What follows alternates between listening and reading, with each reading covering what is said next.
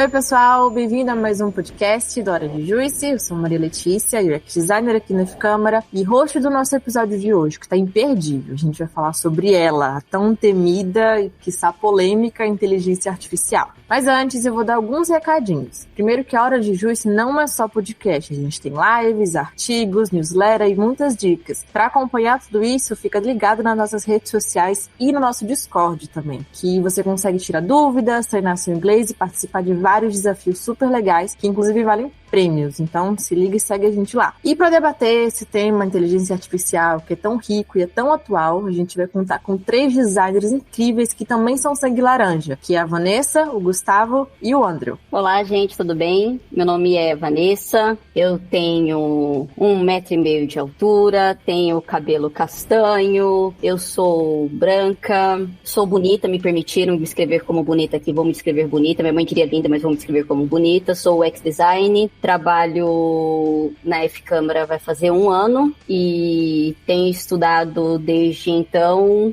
tudo que seria referente a UX Design, que isso envolve agora a tão assustadora, como a Letícia falou, IA. Fala pessoal, aqui é o Gustavo Capei, eu sou UX Designer aqui na F-Câmara faz mais ou menos 1 ano já, e eu sou um homem branco, tenho o cabelo agora cortado meio raspadinho no corte A2 aí, tenho a barba, digamos que um pouquinho cheia, né, um bigode um pouco mais cheio e tenho o rosto arredondado. E assim como a Vanessa, também venho aí estudando para me desenvolver mais nas questões de UX e agora a inteligência artificial está entrando mais em alta e eu já vou deixar aqui uma coisa um pouco polêmica, hein? Podem ficar tranquilos que a inteligência artificial não vai roubar o seu emprego. Bom, pessoal, eu sou André Rodrigo, sou homem pardo, tenho cabelo cacheado, sou UX Designer do Grupo F-Câmara há mais ou menos 1 ano e eu concordo com o Capei, eu acho que a gente não vai perder o nosso emprego para inteligência artificial. Acho que ela vai ser uma coisa que vai ajudar a gente muito para o futuro ainda.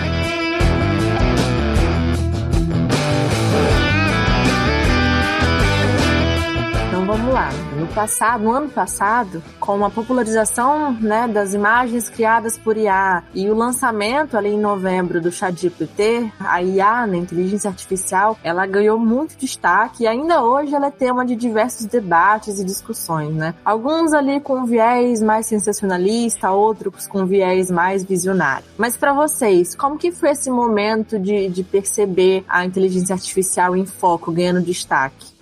Bom, no meu caso, quando eu comecei a ver sobre a inteligência artificial, teve aquele boom de imagens sendo geradas, né? E vários vídeos no YouTube, por exemplo, de pessoas falando de como essa geração de imagens ia mudar o mundo em relação à automatização e velocidade na entrega de artes, por exemplo. Muita gente com medo em relação a tirar o emprego de pessoas que desenham, pessoas que trabalham com design gráfico, né? E nesse caso, foi realmente algo que assustou no início, porque é só você digitar algo que já gera ali em questão de segundos. Só que existe um fator muito importante que é quando você começa a olhar realmente os detalhes daquela imagem, muita coisa acaba sendo percebida como distorcida, algo que muitas vezes ali, né, o pessoal fala sobre as mãos, que não é feito muito bem.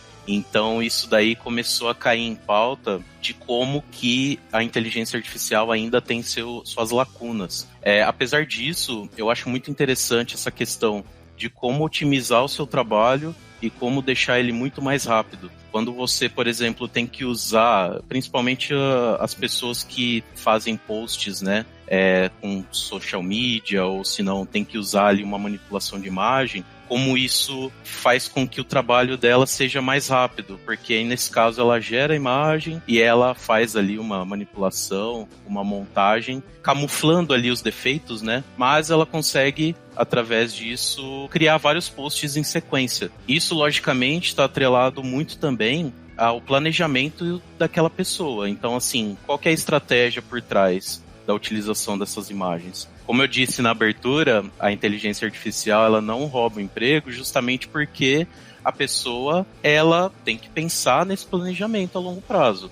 Então, por mais que hoje em dia exista também o ChatGPT, ele pode auxiliar também nessa construção das estratégias, só que sempre tem aquele pensamento humano por trás, porque, como sabemos, né, humanos, eles trabalham também para humanos, toda forma de consumo de conteúdo vem de humanos. É sempre legal de pensar nisso, pensar que a gente trabalha para outras pessoas também, né?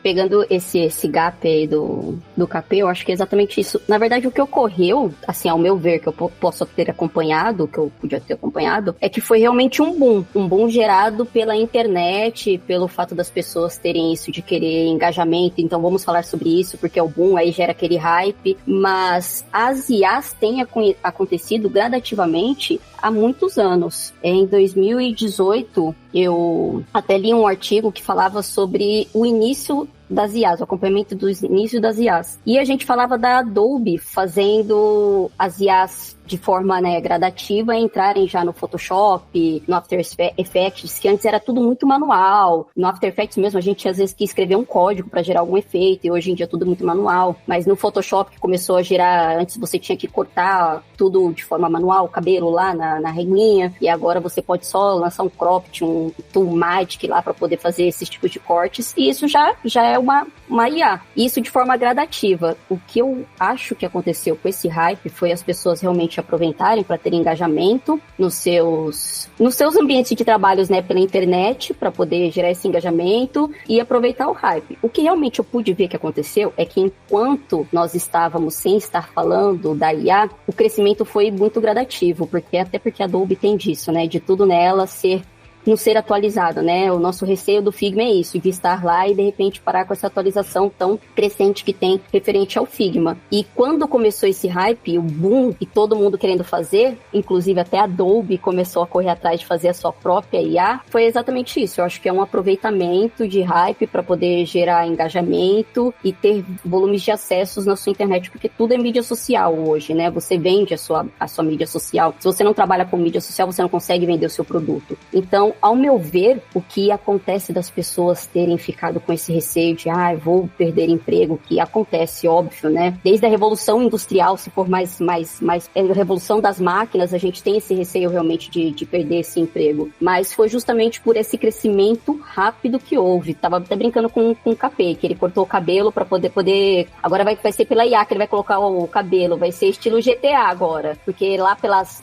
qual GPT vai estar lá pelo 24, né? Vai poder já colocar o cabelo já através da IA. Então, acho que foi mais isso, o hype por conta do engajamento que gerou esse receio nas pessoas que muitas vezes, pelo fato de estarem, assim como nós, começando na carreira agora de UX Design, e pelo fato de ser imagens geradas, textos gerados, então todo mundo que trabalha com criatividade se sentiu um pouco minado nessa área pelas IAs. Bom, eu acho que eu concordo com todo mundo. Acho que o primeiro contato que eu tive com IA foi quando a gente começou a usar aquelas fotos de inteligência artificial do Lensa. Não sei se o pessoal lembra aqui. Todo mundo no Instagram começava a postar foto com aquele Lensa App, né? Que era um IA, inclusive. Aí depois, eu lembro que eu tinha visto sobre o ChatGPT, que começou, se a gente for parar pra ver, isso se popularizou no final do ano passado, né? E se a gente for dar uma olhada no ChatGPT do ano passado pra hoje, ele já tá muito, muito melhor. E o que eu consigo ver, assim, de paralelo com tudo é que antes a gente conseguia enxergar a inteligência artificial como realmente ferramentas específicas para alguma coisa. Essa ferramenta aqui de remoção de fundos, ela utiliza inteligência artificial para achar padrões e aí fazer a remoção do fundo. A gente tinha autocorretores, a gente tinha esses criadores de textos que vão lá, corrigem o texto para você, corrigem ortografia também, isso também é feito por inteligência artificial, mas eu acho que o ChatGPT, falando especificamente dele, nesse caso em específico, é a versatilidade que ele tem. Ele é muito versátil, porque você consegue perguntar para ele, fazer meio que um prompt ali, um prompt é basicamente você colocar as informações que você quer e ele vai te responder de forma personalizada. Você pode pedir, olha, eu quero que você responda essa pergunta que eu tenho numa lista de 10 tópicos, por exemplo. Eu quero que você responda essa dúvida que eu tenho num carrossel do Instagram, porque eu pego esse texto, reviso esse texto e crio um conteúdo pro Instagram. Eu preciso que você me responda essa dúvida que eu tenho do tamanho de um artigo. E aí você vai lá, revisa aquilo lá e faz um artigo. Então ele é muito versátil, porque ele tem essa lógica do prompt e ele te responde da forma que você quer. E isso é, assim, maluco, porque ele consegue realmente te gerar diferentes conteúdos com a mesma pergunta, com a mesma dúvida, com a mesma indagação. Então isso é muito maluco. E eu queria até perguntar aqui pra vocês se vocês viram a foto do Papa com um casacão todo style. Aquela foto lá era realmente feita por inteligência artificial, né? Eu não sei se vocês viram, velho, mas...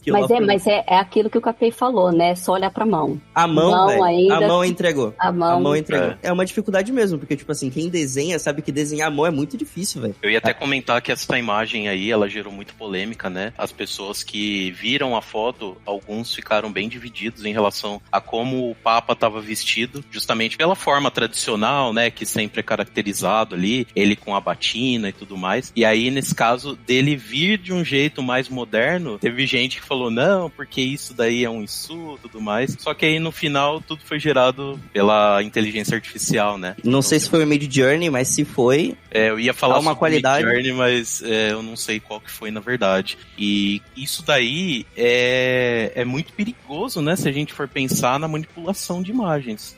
Inclusive, isso foi um dos medos que o próprio criador, né, primeiro grande criador das IAs, falou a respeito disso, do fato de como vão ser utilizadas, né, essas gerações de imagem, porque sites de confiança, né, que a gente pega para poder obter informações, divulgaram como sendo reais logo de início, né, sem uma pelo dinamismo, né? Exatamente. Eles precisam dar a informação, acabam dando uma informação que não é real. E a forma que a inteligência artificial gera a imagem, realmente, se você não olhasse pra mão, você acreditaria. Porque a iluminação é muito boa, é muito bem pensada, é tudo muito bem feito. E a gente eu particularmente fico pensando, isso evoluiu tipo de 4, 5 meses pra cá. Essa evolução foi muito rápida. Então, talvez no final do ano a gente tenha um perigo real, a gente também tem que se atentar a isso. Sobre questão até de eleições, esse tipo de coisa, essas fake news podem ser usadas para fake news. É realmente perigoso, mas é evolução da tecnologia. O ruim dessa evolução, acho que tão rápida da IA, é que a maturidade com a qual lidamos com essas informações no qual a gente recebemos por meio delas, não está acompanhando essa agilidade. E a gente não consegue filtrar de fato aonde começa o que é realidade, o que é IA e o que já vai para fake news. E realmente é isso que o Andrew falou, que a gente tem que tomar um cuidado muito grande com essa evolução por um meio de fazer determinada informação chegar de determinada forma nas eleições, ou de qualquer outra forma, nem eleições, é você mesmo no pessoal, o Andrew de repente querendo trollar o amiguinho, uma coisa que seria tipo uma brincadeira saudável, a gente pensando até com alto risco, né? Olê, deixa eu só falar um pontinho que é muito importante quando levantado, que se tratando também de inteligência artificial na questão de chatbots e contatos inteligentes, né? O insumo primário, ele é composto por textos diversos e também variáveis ao longo do tempo. Daí, nesse caso, preciso entender também que não apenas os assuntos mais procurados pelos usuários são ali imputados, mas o jeito e o momento com que eles estão falando. Qual canal também que eles estão se comunicando, né? Porque é muito comum de ver pessoas, por exemplo, se comportarem de uma forma por e-mail, de outra forma completamente diferente quando estão usando o WhatsApp também, por exemplo. E aí, com essa expansão de meios de comunicação, a inteligência artificial, ela vai pegando o jeito através de, por exemplo, Facebook, e-mails disparados, o WhatsApp, Telegram, né? Esses meios de comunicação. E o usuário pode também vir a se comportar de uma forma específica em cada ambiente, né? Então, que nem o Andrew comentou, se a gente quiser manipular através da inteligência artificial, é um meio com uma prática não boa da tecnologia que vai se avançando, né? Então tem que ficar muito esperto em relação a isso.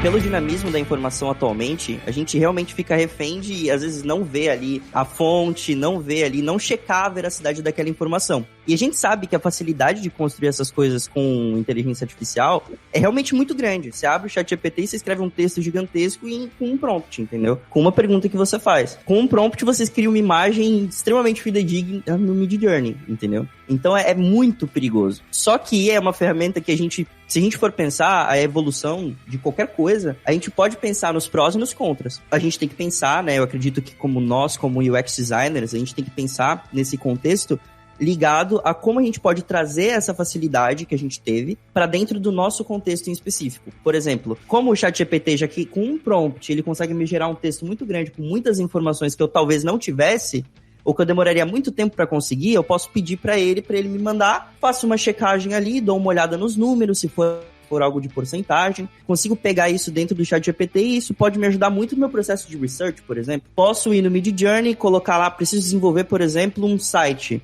Pego no Midjourney alguma referência específica. Então, a inteligência artificial, ela é uma ferramenta muito importante para nós, UX designers, no contexto de agilidade, facilitar o nosso workflow, facilitar a nossa jornada de trabalho, porque isso ficou muito fácil e talvez um pouco cômodo de conseguir informação muito rápido. Então eu queria saber um pouquinho o que vocês acham sobre isso também. Eu ainda acho que o que falta na gente é maturidade. O último trabalho que eu fiz, na verdade foi uma POC, coisa pequena, que eu fiz dentro da F-Câmara. Eu me disponibilizei, já que até ia participar, né, do podcast, a utilizar do ChatGPT. E justamente por ter utilizado, eu sei que requer muita maturidade, porque foi o que o André falou, é muito cômodo pra gente acabar pegando todas as informações de lá, porque ela dá todas as informações que você digitar. Porém, a gente acaba talvez ficando um pouco com um viés, porque se a gente pega informação só de um lugar, só daqueles dados no qual a gente está colhendo, a gente tira um pouco de sentimento, porque o UX Research também não é empatia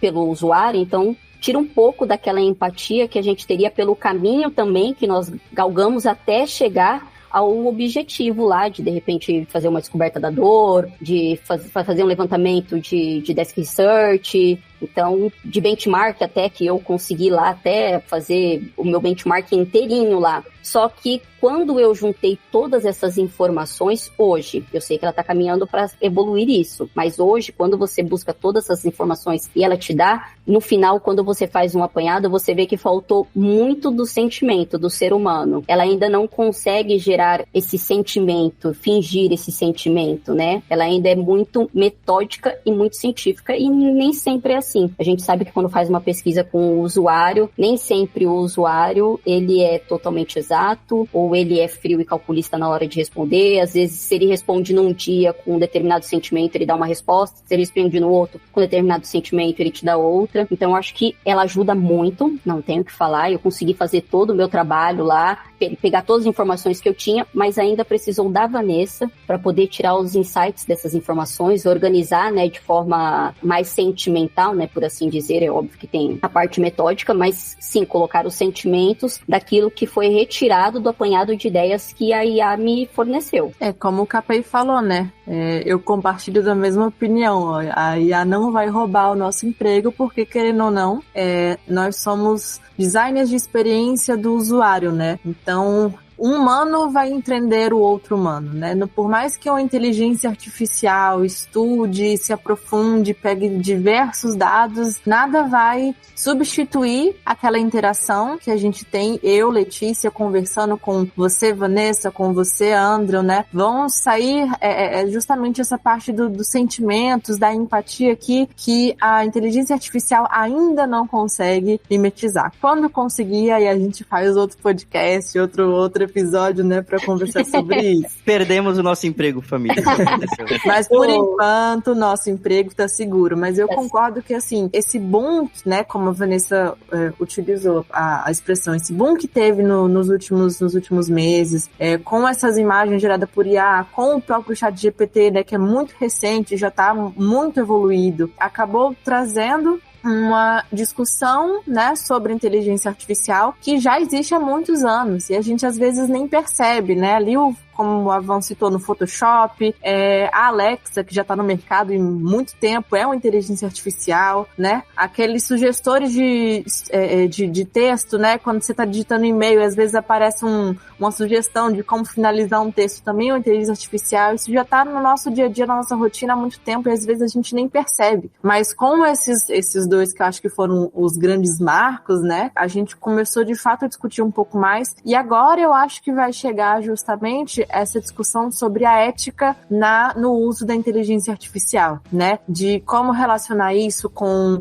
fake news, né, com a foto do Papa, com o deepfake, né, os vídeos de deepfake que já são feitos há algum tempo, há alguns anos também. Essa questão, né, de pedir para um IA fazer o molde de um site, né, fazer um protótipo, um wireframe. O Figma também está colocando essa questão, né, de fazer o wireframes por inteligência artificial. Então, acho que essa questão da ética vai cada vez mais ser discutida, cada vez mais ser debatida, né, entre nós, que somos os designers, e a outra via também, né, os próprios usuários, porque quando, por exemplo, um usuário que ele contrate um artista para fazer um desenho de algum momento especial da vida dele, né, ele quer que passe aquele sentimento, que explica a história, conta a história de vida e quer que passe aquele sentimento. E aí o artista vai lá e passa todos os comandos certinhos, né, mas faz pela a inteligência artificial. Ele fez o trabalho dele, ele usou as ferramentas que estavam na mão dele, mas será que pro cliente, pra pessoa realmente vale aquele resultado final? Às vezes ele queria que fosse uma coisa, né, feita de fato pela sensibilidade humana, pelo toque de uma pessoa, né, de um artista mesmo. E, então, enfim, é uma coisa muito grande para se discutir. Acho que tem muito ainda para se descobrir, para se debater, mas por enquanto a gente ainda tá aí descobrindo, se adaptando, a gente vai usando como pode, né? Vocês deram alguns exemplos aí de como vocês já usaram a inteligência artificial no dia a dia. Eu confesso que no início eu fiquei meio desconfiada, assim, sabe? Tipo assim, meio que fosse um presente grego, tipo, nossa, será mesmo que isso aí será que Skynet provoca esse medo na gente?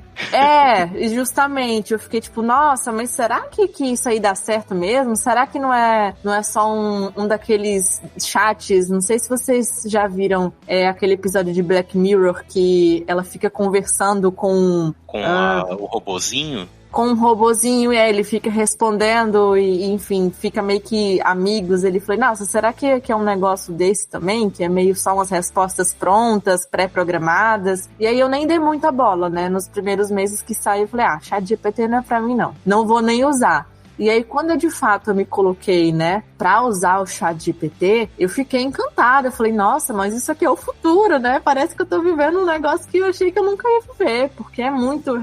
É o Jarvis live action pro Homem de Ferro. É isso mesmo. As inteligências artificiais estão mais inteligentes, de fato, né? Mas eu acho que é exatamente isso. O ruim de não termos essa maturidade é que a gente sabe que haverão muitas pessoas que utilizarão isso de má fé, não para poder auxiliar o trabalho, mas para fazer o trabalho todo. Mas é assim desde que o mundo é mundo, né? Não tem como a gente impedir isso. E referente a realmente leis, é um pouquinho mais complicado, porque o que a gente tem hoje é o LGPD para proteger referente às informações, né, que são divulgadas e como você divulga. Mas não tem ainda, não é criterioso o que se faz na internet, né? O ruim da internet é que nós não temos leis referente a isso. Quando eu estudava marketing, dava-se muito exemplo referente a isso, que quando você quer divulgar uma coisa para poder chamar a atenção, mas uma coisa que a gente sabe que como na TV tem lei, você divulga na TV já sabendo que ele vai virar hype, porque caramba, foi uma marca que era muito famosa, que compete com marca brasileira e competia com a Coca-Cola. E foi lá e tipo assim, divulgou, já sabia que ia pra internet, e na internet, infelizmente, ainda é terra de ninguém, e divulga o que quiser. Então, realmente, eu vejo que nós não perderemos nossos empregos, porque é aquela história do 1 milhão para saber qual parafuso apertar, né? O Andrew ainda precisa saber que pergunta fazer para o ChatGPT para poder obter determinada resposta. E para saber que pergunta fazer, que é que a gente sabe que é essencial no UX Design, que é saber quais perguntas, fazer as perguntas, né? Não é a resposta, né? Obter a resposta, são as perguntas certas a se fazer. Exato. Levou muito tempo e estudo para poder alcançar isso. Então, com certeza, a gente não vai perder emprego. O que provavelmente nós seremos forçados, mas isso eu acho que a pessoa que busca evolução, e eu vejo isso muito dentro da F-Câmara, é a evoluirmos. É o fato de buscarmos a nos adaptar à IA, tirar o máximo de proveito dela, porque realmente é muito proveitosa. Ali parece, tipo assim, o arco-íris do ex-unicórnio, não tem o que falar. A gente, tipo, acha que ali é a pura felicidade, mas precisamos realmente ter um pouquinho de maturidade para saber como usá-la. Eu também acho, inclusive, até complementando o que a Vanessa falou, eu acho que o papel do UX designer é como se a gente tivesse uma caixa de ferramentas gigante. A gente tem uma caixa de ferramentas muito, muito grande. E cabe a nós sabermos o parafuso que a gente vai apertar. É como se tivesse um quebra-cabeça gigantesco, mas não é uma inteligência artificial que vai montar, é a gente que tem que montar esse quebra-cabeça. Então, a gente pode pegar textos, a gente pode pegar imagens, a gente pode pegar tudo isso de inteligência artificial, mas cabe a nós criarmos um produto daquilo, criarmos uma estrutura daquilo, criar um entregável daquilo. A gente não pode pegar o que foi feito e gerar aquilo lá como entregável e entregar. A gente tem que passar pelo nosso selo de UX designer, né? Já que a gente tá colocando a nossa profissão aqui em destaque. E também, eu acho que tudo isso sobre ética, sobre todas essas discussões que a gente já trouxe, a gente vai ver isso muito ao longo do ano. Acho que é uma certeza, assim, que a gente vai ter é que vão existir diversas discussões sobre como que essas informações são colhidas, como é que ele sabe responder tudo isso, sobre coisas muito específicas, de onde vêm essas informações para alimentar o banco de dados deles. Então isso são coisas que vão ser discutidas ainda muito durante esse ano, mas acho que cabe a nós sabermos que o nosso papel é utilizar, usufruir dessas ferramentas, mas encará-las como ferramentas, sabe? Perfeito. Olha só. Vou pegar isso e utilizar ali para construir o meu projeto. Perfeito. É justamente como qualquer template de benchmarking, de jornada de usuário, de tudo que a gente tem, né, a nosso alcance no UX Design, é uma ferramenta como toda outra, né? E eu sempre falo, a gente tem que usar as ferramentas como ferramentas, não são obrigatoriedades, né? Eu não tenho que fazer um benchmarking em todo o projeto de UX que eu faça. Não tenho que fazer uma matriz CSD em todo projeto de UX que eu faça. Não tenho que fazer um protótipo de alta fidelidade em todo projeto de UX, de UI que eu faça. E eu não tenho que usar a inteligência artificial em todo projeto que eu faça. Mas, quando a gente sabe usar, né, saber dar os comandos certos, fazer as perguntas certas, o que a Vanessa falou foi perfeito. Não adianta a gente achar que porque a inteligência artificial é muito inteligente e sabe responder tudo, que ela vai dar tudo mastigadinho pra gente. Porque a gente ainda vai ter que fazer o trabalho, enquanto designer, enquanto humano, de pegar aqueles dados ali e processar, como a gente sempre teve que processar. Não é nada novo pra gente, né? Isso daí a gente só vai ter que se adaptar. E aí, falando um pouquinho justamente disso, né, de usar não somente o ChatGPT, né, que eu acho que é o mais recente, tá mais em alta agora, mas as inteligências artificiais como um todo. Como que vocês normalmente costumam usar, já estão usando no dia a dia de vocês, de designers, como ferramenta, né? Como que vocês usam pra ajudar o trabalho de vocês? Eu ainda sou da opinião de que eu ainda tenho que validar as informações que eu colho. Comentando um pouco sobre a maturidade que foi falado, eu acho que quando você usa a inteligência artificial, você não pode, de olhos fechados, já utilizar a informação que vem. Porque, como a gente estava falando, são informações pegas de imputáveis ao longo tempo aí, né? De toda a base de dados que vem da internet. E esses dados, eles vêm soltos. É como se fosse um Big Data lá que vem para você e você vai colhendo as informações de acordo com a pergunta que você faz, né? Então, assim, UX designers, por exemplo, eles têm a característica de ser muito curiosos. Então, essa é uma característica realmente que deve ser intrínseca, porque você tem que sempre procurar saber se aquilo é verdade ou não. Eu, atualmente, né, entreguei um projeto aqui dentro da F-Câmara que eu utilizei do ChatGPT para pesquisar sobre o tema.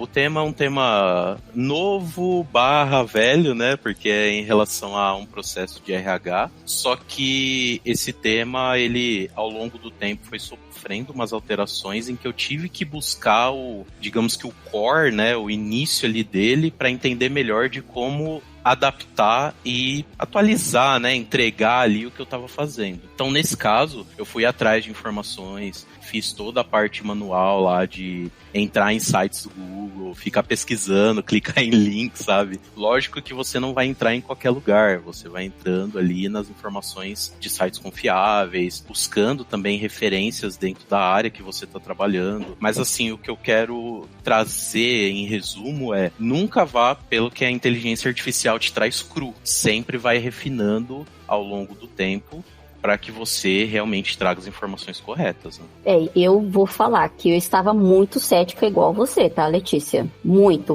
não era pouco referente a isso. Eu vi muitas pessoas aproveitando desse boom para gerar conteúdo de forma, acelerada demais. Você via que era um boom de conteúdo em relação à informação, que era de UX, de UI e outras mais. Então você via que já tinha perdido a identidade de voz da pessoa. Por quê? Porque era gerado conteúdo pela IA, não tinha aquele sentimento que a gente sente que quando conhece e acompanha acompanhar o Capê o tempo todo pela internet, a gente já está acostumado já com a identidade de voz dele. Então, de repente, quando é gerado aquele conteúdo pela internet, a gente saca já, isso daí não é o Capê. Então, logo de início, eu fiquei muito, não, eu não vou usar. E aí rolou a oportunidade de participar do podcast para falar sobre ela, né? E eu falei assim, não acredito. Pedi várias vezes pro André e o Gustavo, falei assim, não, vamos conversar para entender um pouquinho mais. Aí fui lá eu pesquisar, né? Pesquisei sobre ela dentro dela mesmo.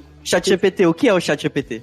Exatamente. E é óbvio que eu perguntei se por acaso ele conhecia Skynet, porque eu pergunto também pra Alexa, por que não perguntar pro ChatGPT? Perguntei, sem medo algum, perguntei, de cara lavada, e fui usar pra fazer essa POC. E foi exatamente o que o Capê falou. Não dá pra você pegar informação crua de lá e sem pesquisar a sua veracidade, até porque da onde vem aquele banco de dados, da onde vem aquela quantidade de informações, ainda assim é da internet, tá gerando de algum lugar, não é de estudos científicos, não é embasado em uma década de levantamento científico sobre determinado assunto, é um banco de dados da mesma forma da internet, e da mesma forma que hoje a gente procura no Google e acha aquelas respostas, ela só vai lá e dá a primeira resposta que ela filtrou e pegou e mandou pra gente. Então, se no Google a gente não faz isso, então no chat GPT ou qualquer uma outra, na Firefly agora que o Adobe vai lançar, a gente não vai fazer da mesma forma. A gente vai sim garimpar aquela informação que está sendo dada e aquilo também que a Lê falou, né? Se a gente pedir para a IA fazer lá um projeto pra gente do começo ao fim, ela vai usar todos os frameworks possíveis ali, vai dar pra gente. Tinha essa necessidade? A gente sabe com maturidade dentro de UX que nem sempre você precisa fazer tudo ali para alcançar o seu objetivo. Até porque aí você não tá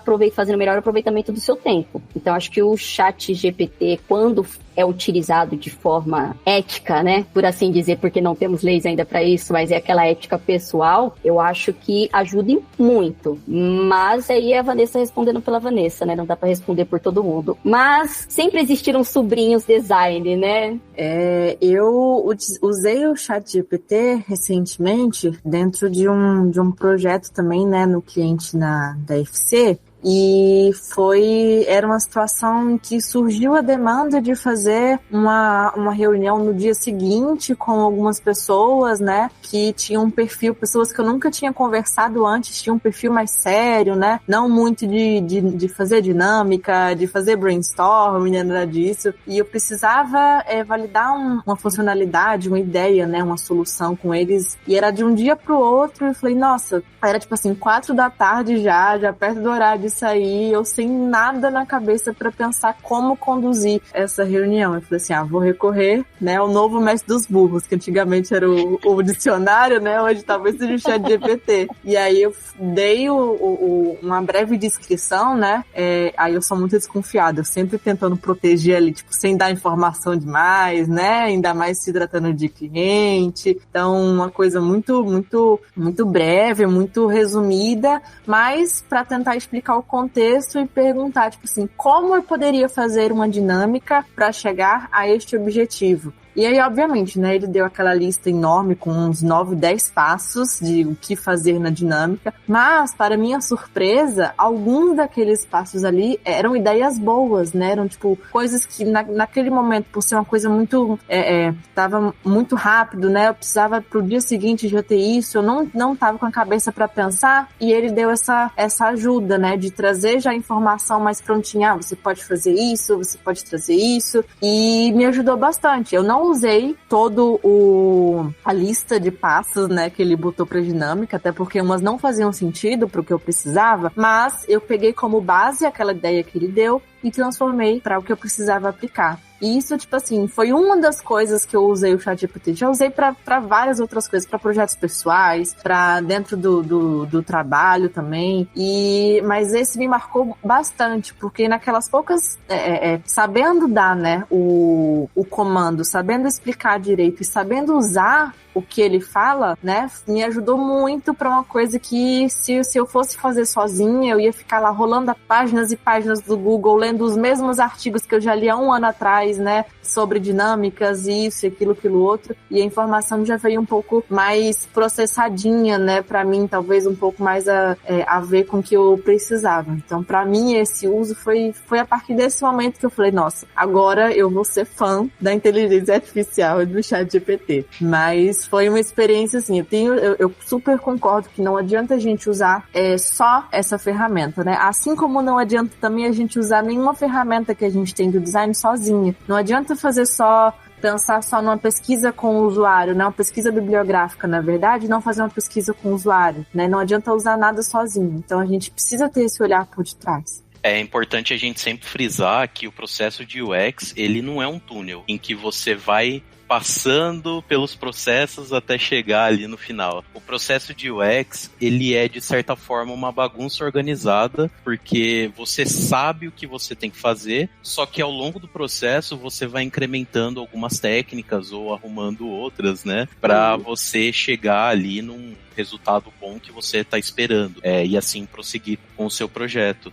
Eu diria, Capê, que ele é até dinâmico. É porque exatamente isso. Não é uma linha reta no qual a gente anda. Até porque pode ser que eu planeje passar por determinado processo. Mas o processo anterior que eu passei fala assim, gente, não preciso fazer tudo isso de novo. É redundante. Eu já precisa ver o que é prioridade pra você, né?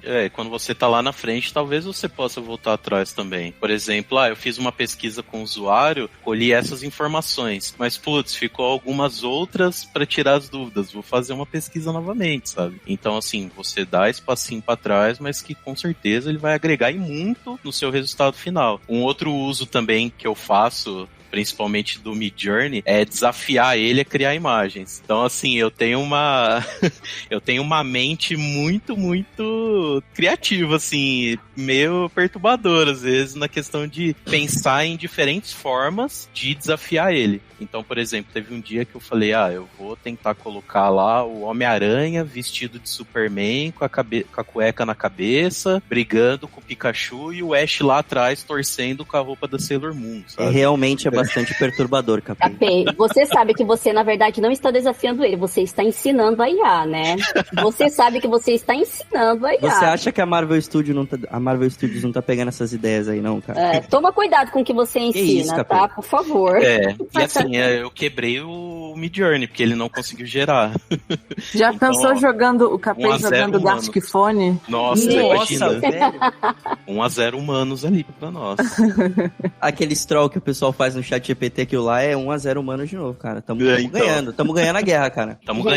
A gente não tá ganhando, nós estamos ensinando ela a como nos vencer. Foi perguntado, porque o brasileiro não tem limites, né? ChatGPT, você conhece o Mário? A primeira vez, ele não soube responder. Na segunda, ele já tava respondendo que nem brasileiro, entendeu? Então tomem cuidado com o que vocês ensinem pro ChatGPT. Ensinem coisas boas, é uma criancinha o ChatGPT. Ensinem coisas boas, façam boas perguntas de UX. Não vai quebrar o ChatGPT, Capê, porque você não sabe se é Scanet por trás de tudo isso. Então, pra quebrar o ChatGPT, seria não usar o ChatGPT? Seria fazer Aí ele questionou, e agora?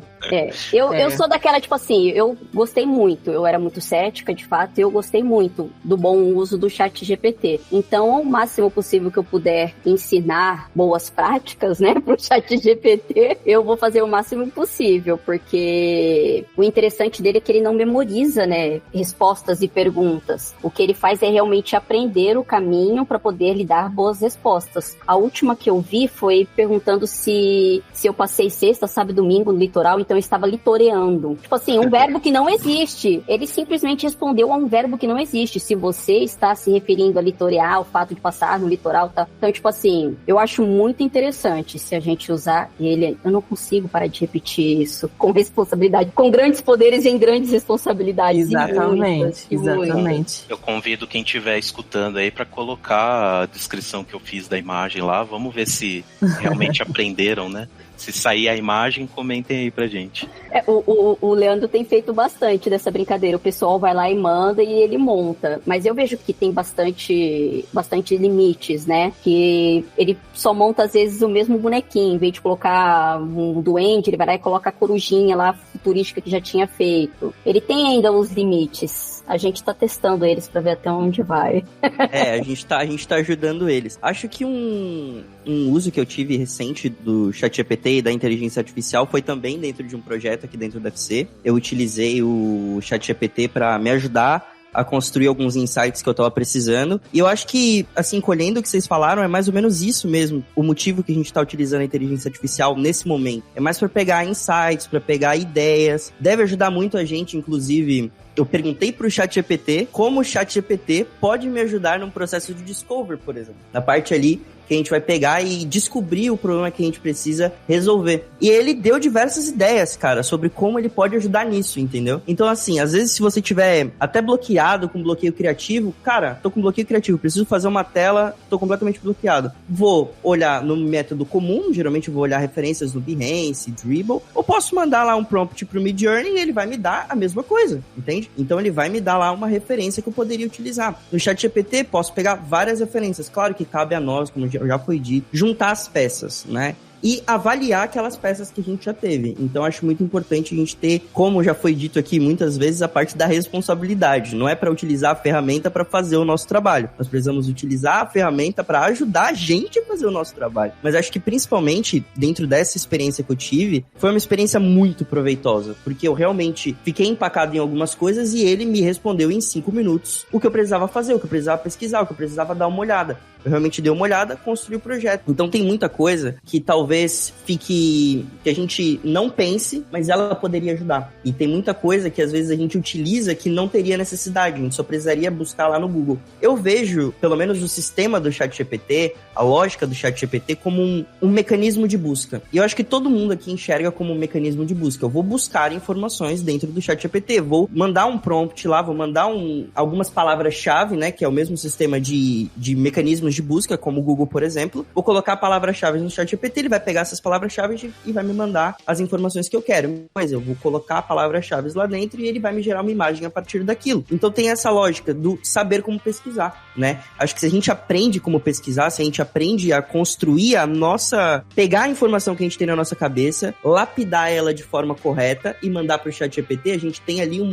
uma baita ajuda. Mas não necessariamente vai ser o entregável final. Vou pegar lá aquele texto do ChatGPT, vou lançar no Medium, acabou, tô pronto. Não é isso, gente. Não é pra isso que serve. Em tese, não é pra isso que serve. Cabe a nós, cabe a gente, UX designers, construir para todas as profissões também que vão utilizar esse tipo de processo. É que a gente está centralizando em UX designers. Cabe a nós pegar essa informação, lapidar essa informação, validar essa informação e construir o que a gente precisa construir. Por exemplo, a gente pode falar, eu prefiro o Figma, eu prefiro o Adobe XD, né? Eu tive essa discussão com a Vanessa recentemente. Ou eu prefiro Sketch, sei lá, qualquer ferramenta dessas de prototipação.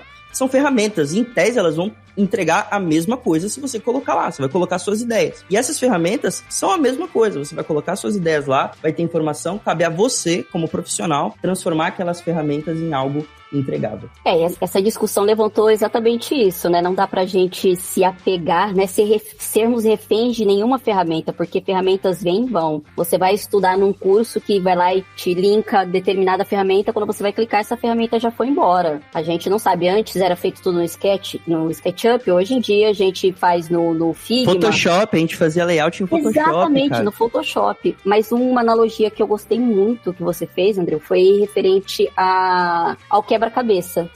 O quebra-cabeça ainda precisa do ser humano. Lá nós temos milhares de informações que nem sempre uma se encaixa na outra. A gente tem que saber como encaixar e como usar cada peça para poder fazer um todo ainda. E ainda para ver esse todo, precisa que nós façamos isso. Uma coisa que logo que lançou a IA, que eles começaram a falar muito referente à programação, né? E tipo assim, que absurdo. Como é que pode um programador programar um produto que pode acabar com a profissão dele? E eu mandei pro meu irmão, né? Só pra poder tirar sarro da cara dele, né? Aí ele falou assim, assim, tá bom, então abre aí. Você consegue fazer um site só com os códigos que ele tá te dando? Tem uma lógica por tudo isso, e quem pensa ainda, quem monta essa lógica por trás de todos os códigos, como você vai linkar o front-end com o back-end, como você vai resolver determinada problema que mais pra frente lá ocorreu, ainda assim vai ser a gente. É o que a gente fala de regra de negócio, né? A grande lógica por trás é o que vai ser, por exemplo, eu posso ser um baita programador, consigo criar o Uber, mas se eu não tiver a ideia do Uber, como é que eu vou criar o Uber, entendeu? A ferramenta, no caso, as linguagens de programação, elas são ferramentas, assim como o ChatGPT, assim como o Figma. E se a gente não tiver a ideia por trás, se a gente não tiver como resolver e o percurso que a gente precisa seguir dentro do processo de UX, o KP bem disse, que é realmente um processo que ele é contínuo, né? E produtos digitais em si, eles são contínuos, eles precisam dessa atualização constante, né? Porque a gente está lidando com usuários, em tese. Então, em tese não, a gente realmente está lidando com usuários. Então a gente vai precisar ali, obviamente, tá sempre atualizando aqueles produtos. Por isso que o Facebook nunca vai deixar de se atualizar, o Instagram também nunca vai deixar de se atualizar, porque ele colhe o feedback dos usuários e, às vezes, constrói novas features, constrói novas funcionalidades, muda alguma coisa e vai fazendo essas atualizações. E isso sempre com o respaldo de usuários, sempre com o respaldo de pesquisas. Então, nesse contexto de programação, beleza, eu vou pegar lá um script gigante de alguma coisa. Mas se eu não sei como implementar aquilo, não serve de nada. Não vai servir de nada. Assim como eu não sei como montar um quebra-cabeças. Ninguém me explicou que eu preciso juntar essa pecinha com essa aqui. É só um monte de peça, entendeu? E também, a gente às vezes quer matar uma formiga com uma bomba atômica, sabe? A gente não sabe utilizar as ferramentas, vai lá e começa a utilizar um monte de coisa. Aí beleza, vou aprender, pra programar, preciso aprender React, Python, PHP, JavaScript. Eu só preciso focar ali, entendeu? Não vou precisar martelar um prego com uma chave Phillips, pô. Não faz sentido, entendeu? Então, tipo, cabe a nós, como foi sempre dito aqui nesse contexto, ter responsabilidade e também ter cabeça pra saber como vai utilizar essas ferramentas, né? Aí você, UI, vai lá e pede pra IA fazer um botão. Aí a IA super inteligente, que pega lá referências do Drupal, vai lá e constrói aquele botão que salta, que gira, que faz não sei o quê. Aí tu vai lá e fala, eu preferi ele mais simples, ele meio verdinho, sabe? Eu preferi aí o dev olha pra sua cara e fala assim, o quê? Da onde você tirou que o usuário precisava mesmo disso, por favor? Porque eu não vou conseguir programar. Fonte vozes da minha cabeça, obviamente.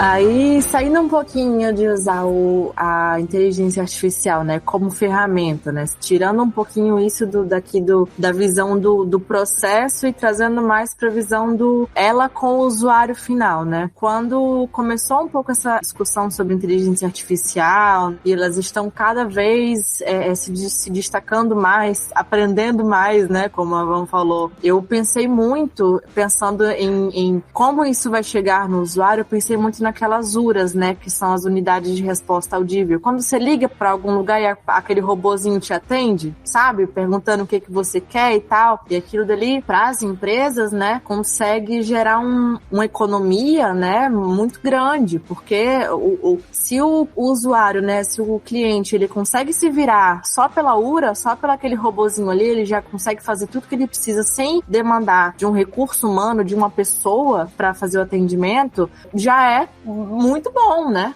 Então, eu pensei muito quando surgiu essa discussão sobre inteligência artificial, nesses casos, né? Putz, imagina aquela URA, né? Aquele robozinho de fato inteligente, que de fato resolva nossos problemas, porque hoje ainda é um pouco difícil, não sei vocês, mas eu ainda perco um pouco a cabeça, né? Como eu prefiro falar de fato com o humano. Mas quando de fato ficar mais inteligente, mais automatizado, né? Imagina como vai ser bom, tanto para o usuário, que não vai precisar perder tanto tempo, né, esperando em filas enormes para conseguir conversar com alguém, com o atendente, quanto para as próprias empresas, né, para os clientes, que vão conseguir economizar mais ainda, né, conseguir tirar aquelas pessoas de ficar focadas em só atendimento a cliente, a usuário, e colocar de fato em outras áreas que talvez precisem mais de atenção. Então, que outros exemplos, assim, vocês pensam em relação à inteligência artificial com o usuário final. Nossa, Lê, eu vou ser sincera, eu amei. Você deu esse exemplo aí, eu peguei esse gatilho e pensei assim, caramba, é verdade, né? Agora imagina Cansado só... de digitar número pra fazer ir pra um ramal diferente. Realmente, Lê, boa ideia, cara. Não, agora você imagina uma aura personalizada só pra Letícia. Ele já sabe quais são as suas perguntas mais recentes, ele já sabe qual é o tipo de linguagem usar com você, ele já sabe já qual que é a sua conta, ele já sabe quais são os seus problemas que são mais buscados. Caramba, Lê, vamos trabalhar essa ideia aí, hein? Vem Vamos! Não, a Vanessa, eu pensei assim, num círculozinho, a Van, ela abriu aqui o pensamento mas é justamente isso, acho que é ir começando com as ideias, né, e ver como que a inteligência, ela pode trabalhar pra gente, ela pode ser um facilitador. Porque eu acho que as inteligências artificiais, elas estão aí para serem facilitadoras. Então, acho que tem esse ponto, e esse ponto que você trouxe, né, da personalização. Como a gente gosta de coisas personalizadas, né? Coisas pra gente, né? Teve aquela época que tava tendo aqueles bentô cake, sabe? Que é um bolinho com o bichinho desenhado, com um desenho feito pra gente. Ele foi um sucesso, e era só um bolo branco com os negocinhos desenhados. Mas era um sucesso porque era personalizado. Era pra mim, foi feito para mim. Então a gente adora quando as coisas são pra gente, resolve os nossos problemas.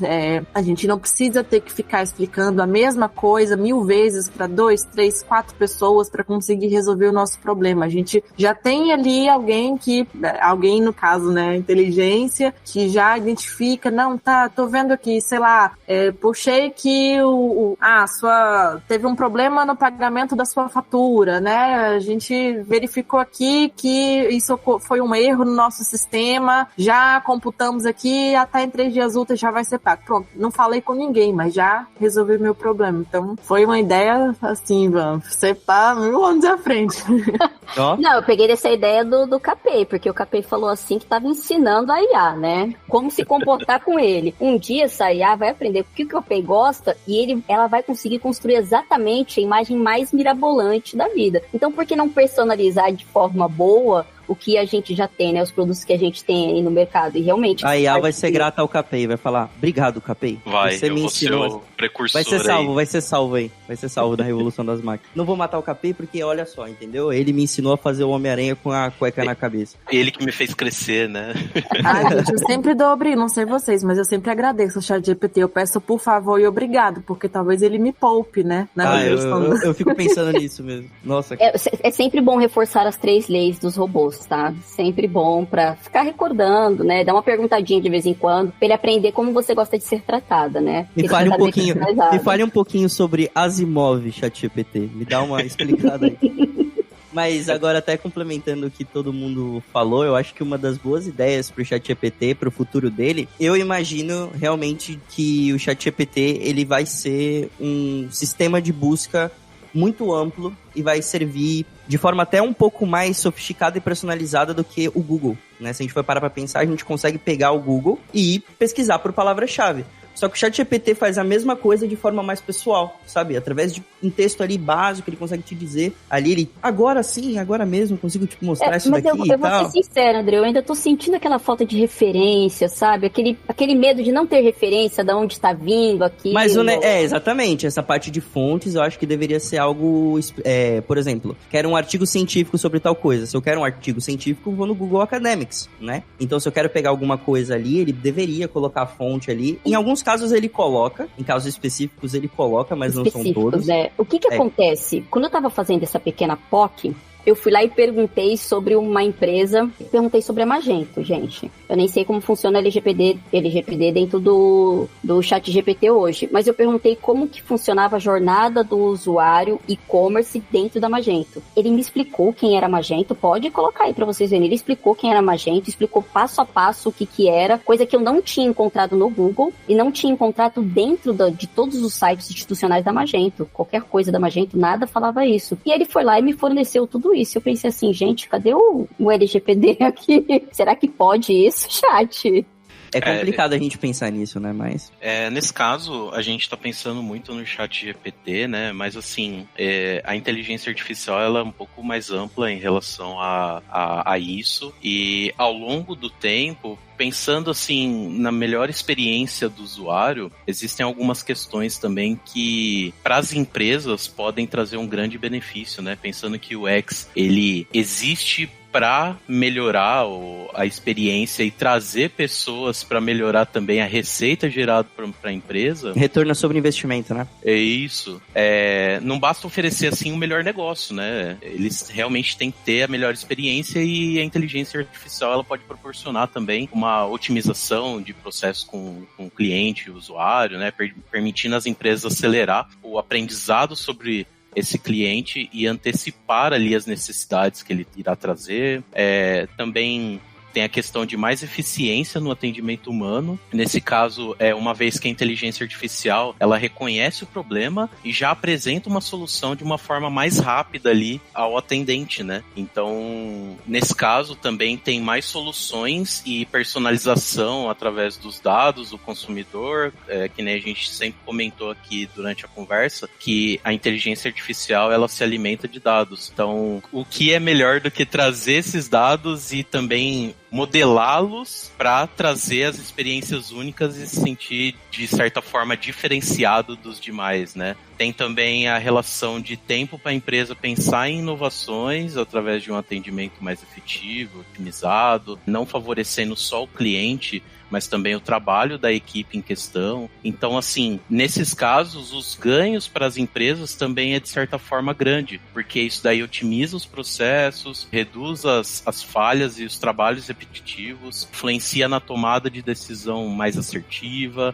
escalabilidade, aumento da automação, a redução de erro, de riscos. Então é uma série de fatores aí que só traz benefício para as empresas que, de certa forma, estão buscando ao longo do tempo, ao longo da vida ali do produto útil, trazer realmente uma receita maior e sempre otimizar ali para que mais pessoas venham acessar, né? E quando a gente fala de otimização, eu acho que dá para simplificar. Eu tava pensando nisso ontem, inclusive, para tentar explicar para alguns amigos meus que estão interessados em aprender UX. Eu tentei simplificar UX com a palavra preferência. Quando a gente prefere alguma coisa, quer dizer que aquela experiência trouxe algo de bom para nós. Então, por exemplo, vou usar um banco. Qual banco eu vou preferir? O banco que me deixe mais agradável, o banco que eu consiga resolver os meus problemas mais rápido, o banco que me gerou aquele tipo de preferência. Eu prefiro aquele do que aquele outro. Em tese, eles fazem a mesma coisa. Vou fazer transferências, vou receber, vou pagar. Mas o que eu prefiro é o que eu vou utilizar.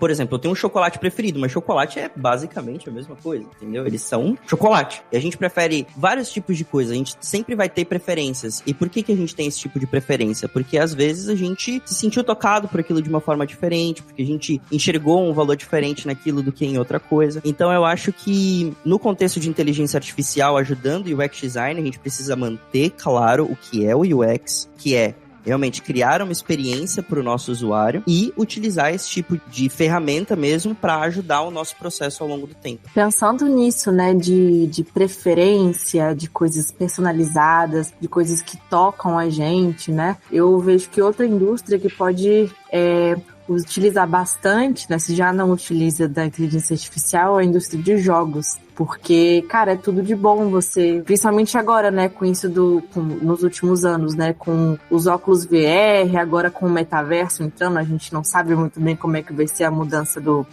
futuro gamer, né, em relação a isso, mas é tudo de bom quando você se sente dentro, né, daquele jogo, daquele game, tem essa experiência imersiva, né, pensando, né, na parte da experiência do usuário. Tinha um joguinho que eu não sei se a gente consegue encaixar isso em inteligência artificial, porque ele é muito, muito antigo. Deve ter uns 10, 15 anos, não lembro. Mas chama Undertale. Ele é feito em RPG Maker, né? Tem 3 finaizinhos diferentes. E eu lembro que das primeiras vezes que eu joguei, eu fiquei encantada, porque você faz o primeiro final e aí você ainda não tá sabendo muito, né? E você mata alguns personagens. E aí, se na segunda vez que você faz, você segue a outra rota, que é a rota pacifista, que você não mata ninguém, você faz o final normal, mas um dos personagens do jogo, como você já fez outra rota antes, ele fala pra você assim, você tá fingindo que você é bonzinho, que você não fere ninguém, não é violenta, mas eu lembro o que você fez no passado, né? Que você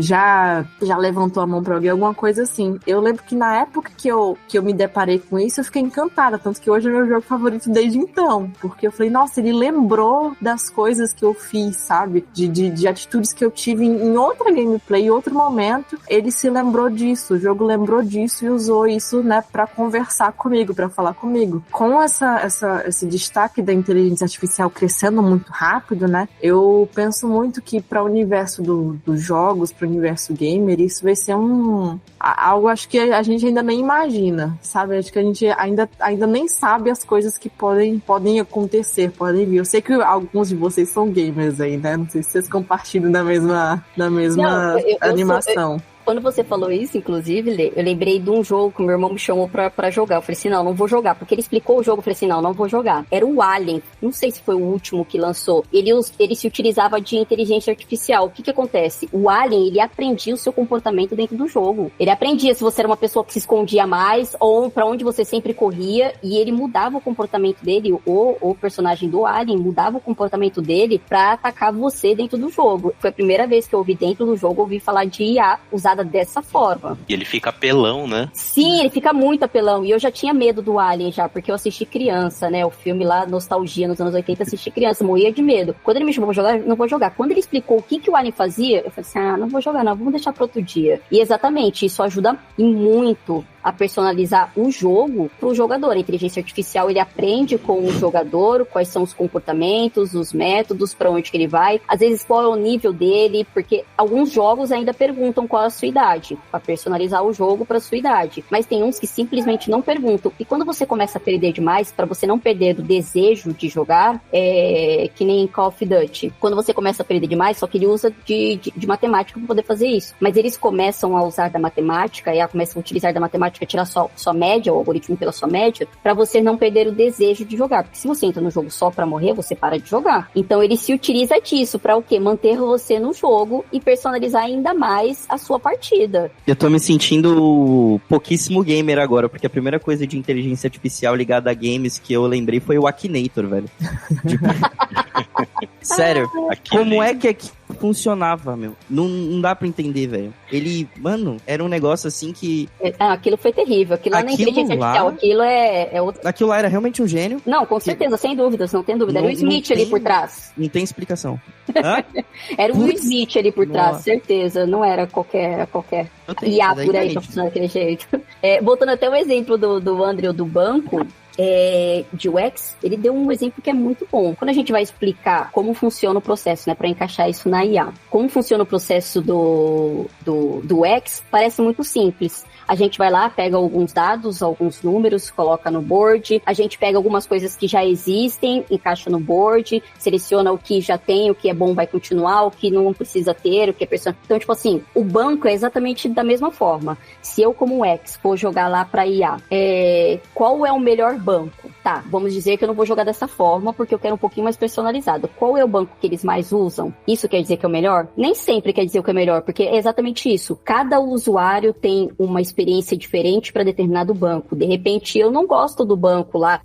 A Vanessa de 70 anos, não gosta de banco virtual, porque tem um receio, os meus pais são bem assim. Tenho receio de usar banco virtual, então eu prefiro falar com o gerente pessoalmente. E a IA não consegue identificar isso dessa forma tão minuciosa, ter esses insights que a gente tem, coletando todos os dados de resposta do nosso usuário, que é a faixa etária do nosso usuário, porque a Vanessa, como uma jovem de 40 anos...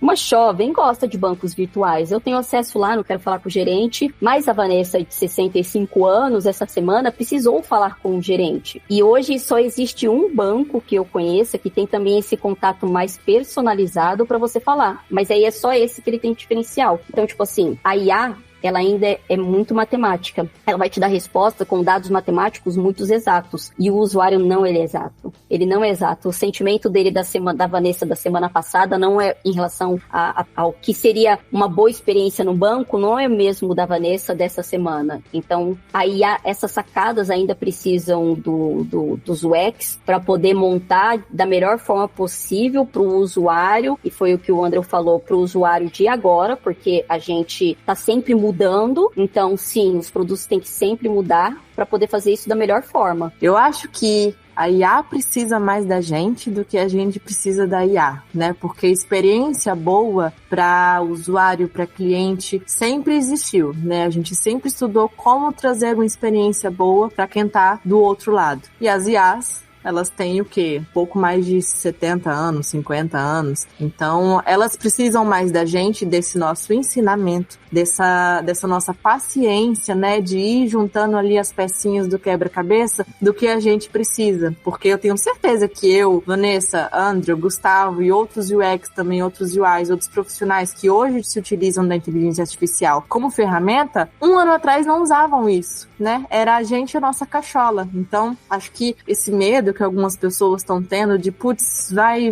acabar com tudo, vai roubar meu emprego. Acho que concordo com a Van, né? Muito culpa desse sensacionalismo que foi colocado em cima porque estava em alta, né? Então as pessoas acabam escrevendo, às vezes, publicando coisas para gerar o engajamento, e nem sempre é isso. Acho que, para finalizar, a IA ela não é uma vilã.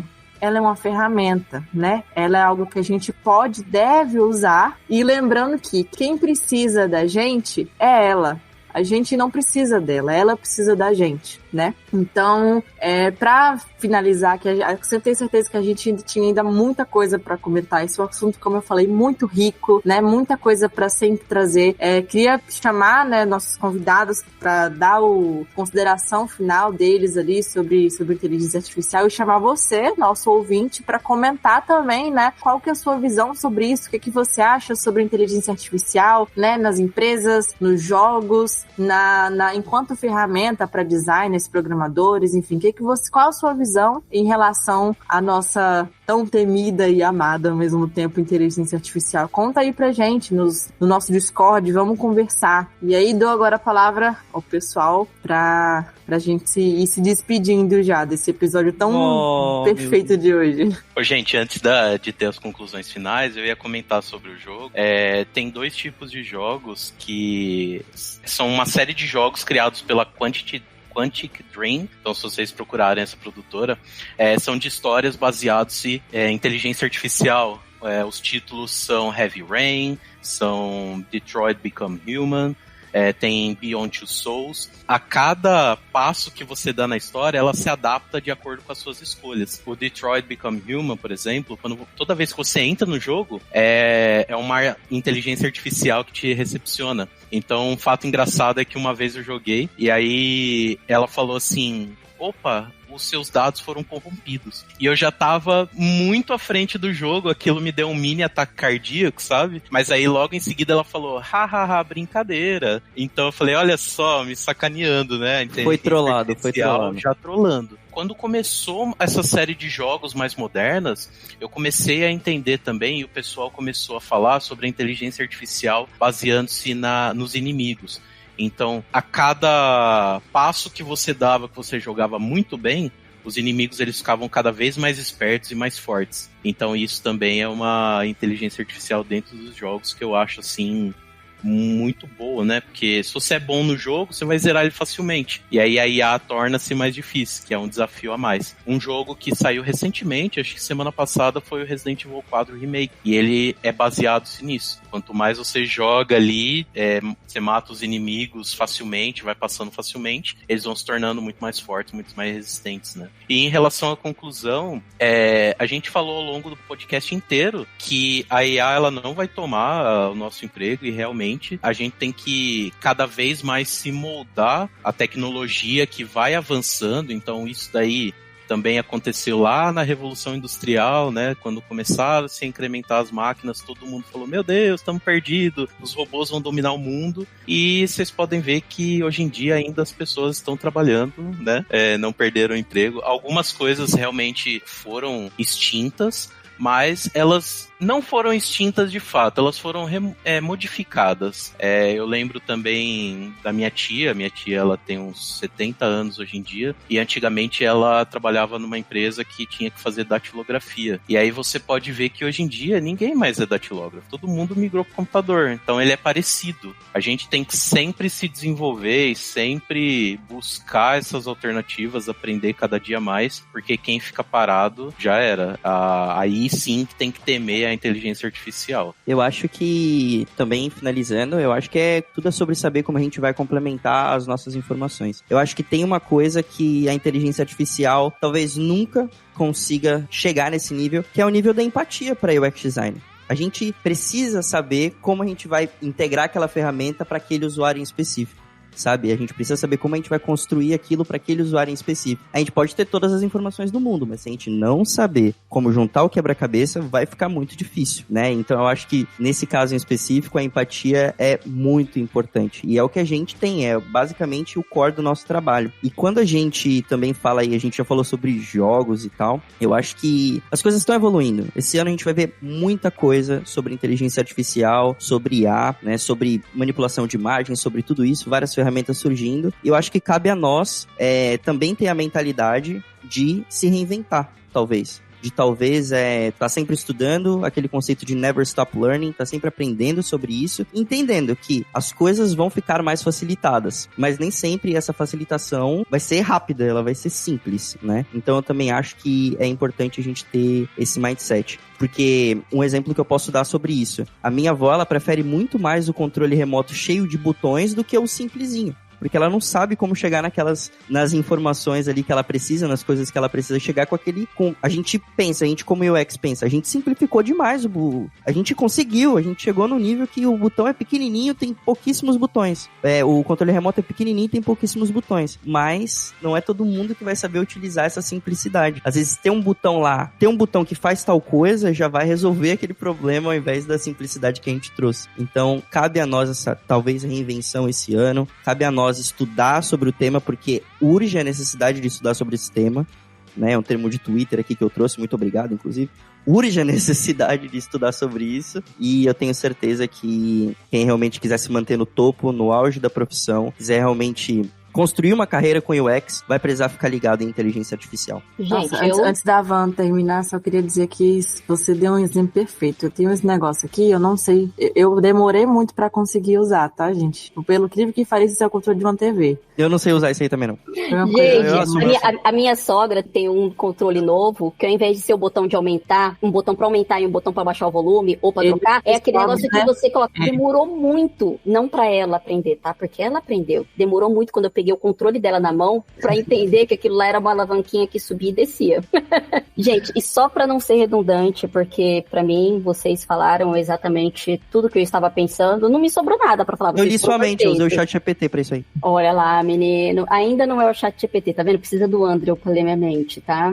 Pra não ser redundante e sendo bem clara, pra mim, o ChatGPT ou qualquer Firefly ou qualquer um que surgir mais pra frente, não vai roubar o emprego da Vanessa. Quem vai roubar o emprego da Vanessa é o Andrew e o Gustavo, que vão continuar estudando, continuar evoluindo, que vão continuar lá cada vez mais competentes naquilo que fazem, buscando se diferenciar e se destacar, e só pra eles que a Vanessa pode perder o emprego. ChatGPT nenhum vai ser o que nós somos. Ainda somos humanos, tá, gente? Por favor, levantem essa bandeira. Então acho que o recado final é: continuem estudando, continuem se atualizando, usem a comunidade Orange Juice pra isso. A gente tem um Discord que a galera é super engajada com esses temas novos, então, né, a gente tem outros podcasts, tem lives, artigos, vamos utilizar as ferramentas que a gente tem, né, gratuitamente, para sempre se atualizar. Queria agradecer do fundo do meu coração a presença de todos. Agradecer também o convite da Orange, né, para hostear esse episódio incrível. Não pude dizer nada além de sim quando eu recebi o convite para falar sobre esse tema que eu adoro, né? Eu tô aprendendo cada vez mais e tô muito apaixonada, muito encantada com inteligência artificial, ChatGPT, enfim. Convidar vocês, né, os nossos ouvintes, para seguir a gente, acompanhar a nossa comunidade, acompanhar nossos podcasts, podcasts e a gente se vê em algum outro momento. Tchau!